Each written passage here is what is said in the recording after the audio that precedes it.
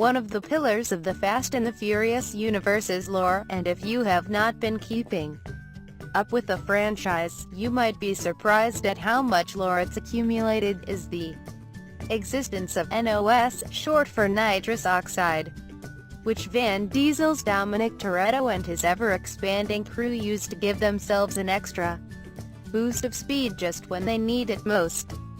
They're racing along, trailing their opponent by inches, unable to make up the distance as the finish line approaches, when they will hit a button, inject some NOS into their fuel stream, and cruise to a narrow but satisfying win.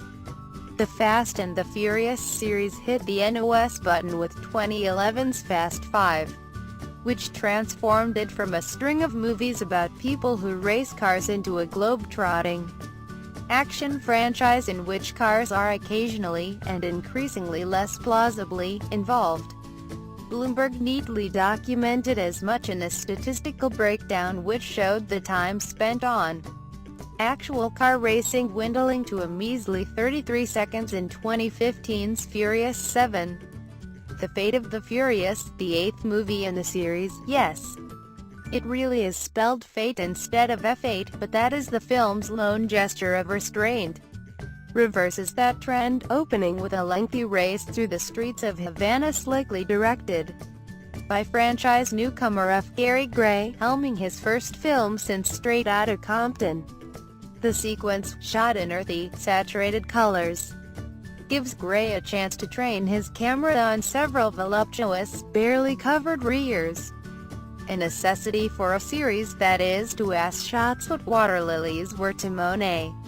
But it also serves as a kind of subliminal reassurance to fans unsettled by the loss of Fast, Furious mainstay Paul Walker, who was killed in a car crash midway through the filming of Furious 7. That Walker's death won't cut the series off from its roots. That reassurance lasts about 5 minutes, until Charlize Theron's evil hacker Cypher crashes Dom's Cuban honeymoon and blackmails him into turning against his comrades, a team that includes his wife Letty, Michelle Rodriguez, longtime running buddies Roman, Tyrese Gibson, and Tej Chris Ludacris Bridges, and newish additions Ramsey, Natalie Emmanuel, and Hobbs, Dwayne Johnson. The idea of Dom's crew as surrogate family has been hammered home when comical frequency. Don't do a game where you drink every time Diesel says the word family unless you have some activated charcoal near at hand, especially as the movies have swelled and strayed farther from reality. Their clunky sentimentality is what keeps the Furious movies grounded, even as the need to craft bigger and more outlandish stunts has made them increasingly hostile to the nettlesome laws of physics.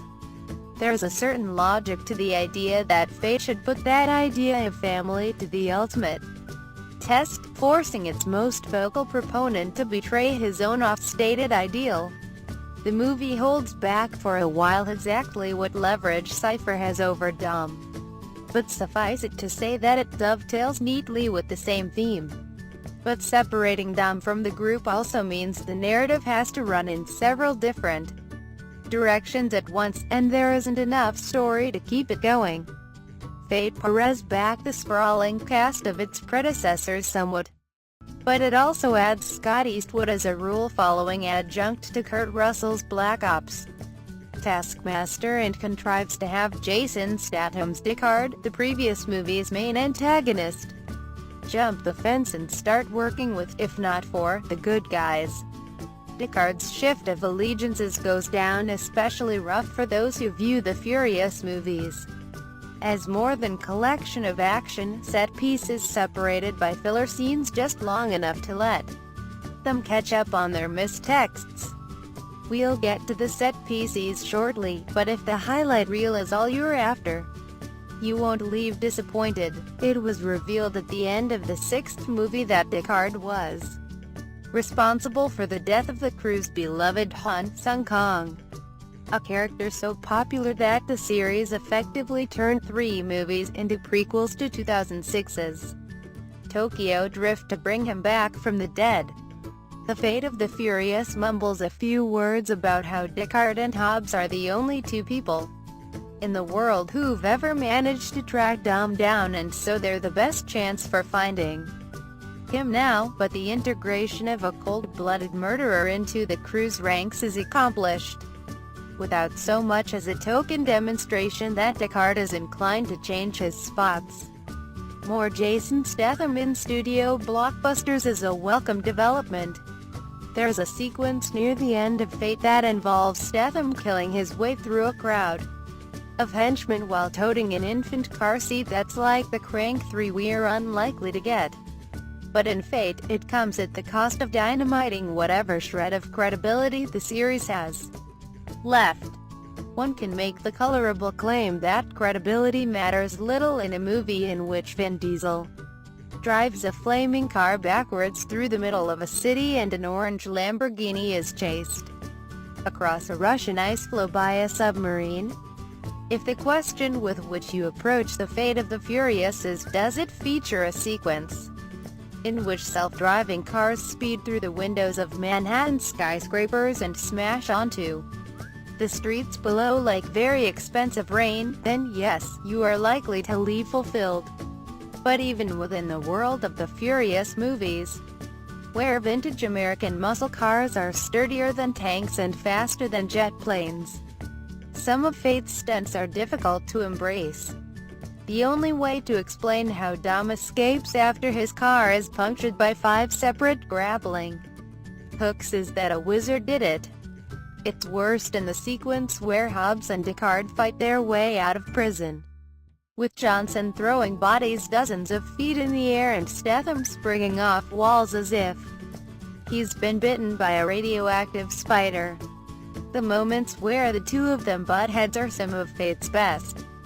Despite their relatively late arrival to the franchise, they're the best at nailing the right balance of muscle-bound bluster and tongue-in-cheek self-awareness, but they feel like scenes from a different movie, or really, from any number of movies. The Furious series has been headed in the direction of Bondsville for some time, and with the arrival of Theron Cypher, swathed in ratty blonde hair extensions and intent on seizing control of the world's nuclear arsenals, it pulls comfortably into a spot out front. But Theron seems strangely reluctant to have fun with the part. And given her athletic turns in Mad Max, Fury Road and the forthcoming Atomic Blonde, there's something perverse about sticking her in a role where the only thing she does furiously is tap at a keyboard. The series has had an implausible, possibly unprecedented arc, hitting its stride with the 4th in the series and keeping its core cast together even as the movie's global box office takes have skyrocketed. It helps that none of the original stars have shown much of an ability to draw crowds on their own. Vin Diesel is to muscle cars what Esther Williams was to swimming pools. But with The Fate of the Furious, it feels like the movies have gotten as big as they can get, and the gleeful absurdity that drove them is losing ground to the specter of obligation. The NOS is starting to wear off, and with 2 more movies in the works, the finish line is nowhere in sight.